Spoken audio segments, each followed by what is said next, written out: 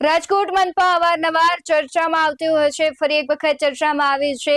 અને પહેલા પણ અનેક વખત રાજકોટ મનપામાં ક્યાંક ભ્રષ્ટાચાર થતા હોય તેવા એંધાણ અને શંકા ઉપજી હતી. ફરી એક વખત ઉપજી છે, કારણ કે રાજકોટ મહાનગરપાલિકા દ્વારા જે ડોર ટુ ડોર કચરો એકત્રિત કરવામાં આવે છે તેમાં ક્યાંક કૌભાંડ થતું હોય તેવા સમાચાર સામે આવ્યા છે. ત્યારે આજે રાજકોટ મનપા વિશે જે આ કૌભાંડ થયું છે તેના વિશે જ આ વિડીયોમાં વાત કરવી છે. નમસ્કાર, BS9 ટીવી ન્યૂઝમાં આપની સાથે હું ભગવતી વિશાવડિયા. રાજકોટ મનપા દ્વારા જે કેલેન્ડર બહાર પાડવામાં આવ્યું હતું તેમાં પણ ક્યાંક શંકાઓ કૌભાંડની થઈ હતી. ફરી એક વખત રાજકોટ મનપા છે વિવાદના ઘેરામાં સંપડાયું છે. ત્યારે ફરી એક વખત જે ડોર ટુ ડોર કચરો કલેક્શન કરવામાં આવે છે એમાં જે કોન્ટ્રાક્ટ આધારિત જે રોજમદારી કામદારો છે તેના મોટા પાયે શોષણ થતું હોય તેવા સમાચાર સામે આવ્યા છે. એક વ્યક્તિનો પગાર છે 17,000 હોય છે, ત્યારે બે વ્યક્તિનું જોઈએ તો 34,000 થવો જોઈએ. તેના બદલે માત્ર 14,000 જ તેમને આપવામાં આવતો હોય તેવા સમાચાર સામે આવ્યા છે. એટલે કે કર્મચારીનું ક્યાંક શોષણ મનપા દ્વારા કરવામાં આવતું હોય તેવું લાગી રહ્યું છે. ત્યારે સમગ્ર ઘટનાને લઈને અમારા સંવાદદાતા મારી સાથે જોડાઈ ગયા છે. જી સાહિલ, જે પ્રમાણે રાજકોટ મનપા પર ડોર ટુ ડોર કલેક્શન કરવામાં ક્યાંક કૌભાંડ થતો હોય તેવા આક્ષેપો લાગી રહ્યા છે, શું છે સમગ્ર ઘટના?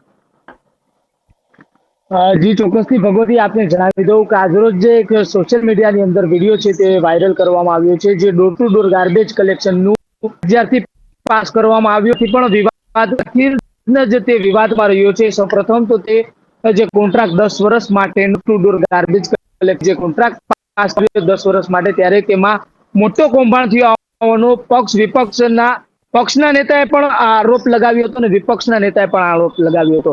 ત્યારે ભાજપના જ બિલ્ડિંગ કમિટીના ચેરમેન દ્વારા આ કોન્ટ્રાક્ટ છે તે પાસ કરવામાં આવ્યો, ત્યારે પણ આરોપ થયા હતા. ભાજપના જ બીજા કોર્પોરેટરો દ્વારા છે તે આ પાસ જે કહીએ કે મંજૂરી ટેન્ડર પાસ કરવામાં ન આવે તેવી પણ માંગ છે તે ભાજપ કોર્પોરેટરોએ કરી હતી કે આમાં જે કૌભાંડ મોટું થઈ શકે તેવી શક્યતાઓ છે તે દાખવી હતી. અને વિપક્ષના નેતાઓએ પણ આ ટેન્ડરને લઈને છે તે વિરોધ છે તે નોંધાવ્યો હતો. પરંતુ હવે ક્યાંક તે લોકોએ વિરોધ કર્યો હતો, જે શંકા સાથે વિરોધ કર્યો હતો તે શંકા ક્યાંક સાચી પડતી હોય તે પ્રકારની પરિસ્થિતિ હવે નિર્માણ જવા પામી છે. એક કર દ્વારા જો બનાવવામાં આવે છે, ઓળખ ન થાય તે માટે તેના દ્વારા એ વિડીયોમાં કરવામાં આવે છે અને તે બાદ એ કર્મચારી પોતાની આપવીતી જણાવે છે કે જ્યારે પણ જે અમને પગાર છે તે જેટલો પગાર આવવો જોઈએ તેટલો પગાર નથી આવતો. જે કોન્ટ્રાક્ટ કંપનીઓને આપવામાં આવે છે, આ કોન્ટ્રાક્ટ કંપની લઈ લે છે, તે પછી કહીએ કે માથે ચડી કાર્યોની બેસી જતી હોય છે. કોઈ અધિકારી કોઈ પદાધિકારીની છે તે પ્રકારની પરિસ્થિતિ આવી વાત છે તે દ્વારા વિડીયોમાં કરવામાં આવે છે. અને એ કર્મચારીઓ છે કે અમારો જે પગાર આવવો જોઈએ તેના કરતા ઘણો ઓછો આવી રહ્યો છે. એક માણસનો પગાર 17,000 હોવો જોઈએ, જ્યારે 4 પગાર છે તે અમને આવી રહ્યો છે. જે બે માણસ થઈને ટોટલ 3400 છે, ત્યારે બંને માણસનો ભેગો થઈને 14,000 રૂપિયા જે રીતના હોય છે. ત્યારે આ પગારની કટકી અને અન્ય પણ જે લાભો તેમને મળવા જોઈએ તે લાભો ચોપડા ખાતે દર્શાવવામાં આવે છે, પરંતુ કર્મચારીઓ નથી પહોંચતા. આવો આક્ષેપે વિડીયો કરનાર કર્મચારી દ્વારા વિડીયોની અંદર કરવામાં આવે, ત્યારે જે વિડીયો આક્ષેપો છે તેને લઈને ખરેખર જે તપાસ છે ઝીણવટપૂર્વક થવી જોઈએ. કેમ કે જો આ કૌભાંડ થઈ રહ્યું હોય તો આ પ્રજાના ટેક્સના પૈસે, પ્રજા જે પરસેવો પાડીને ટેક્સ ભરી રહી છે તેના પૈસાના જે રીતના કૌભાંડ થઈને પોતાની કહીએ કે એક જે ખાલી ખીચાઓ છે તે ભરી રહ્યા છે. મતલબ કે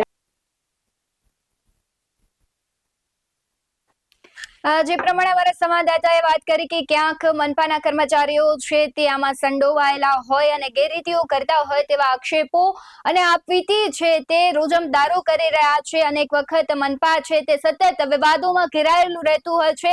ડોર ટુ ડોર કલેક્શનના નામે મનપા ઘણો બધો મસમોટું વેરો તો વસૂલે છે, પણ અનેક વખત એવી ઘટનાઓ સામે આવી છે કે જ્યાં ડોર ટુ ડોર કલેક્શન કરવા જતા કર્મચારીઓ છે તે પણ ગેરરીતિ કરે છે.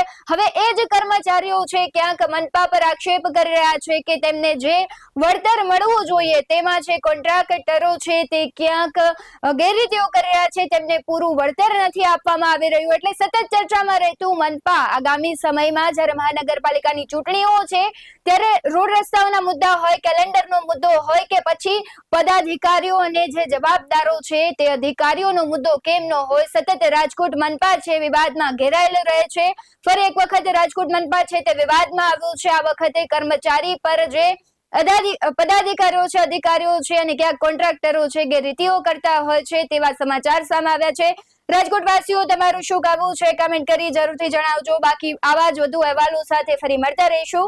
તમે અમારી YouTube ચેનલને સબસ્ક્રાઇબ કરવાનું, અમના ફેસબુક અને ઇન્સ્ટાગ્રામ પર ફોલો કરવાનું ભૂલશો નહીં. બાકી અવનવી અપડેટ્સ મેળવવા માટે જોતા રહો BS9 TV ન્યૂઝ. નમસ્કાર.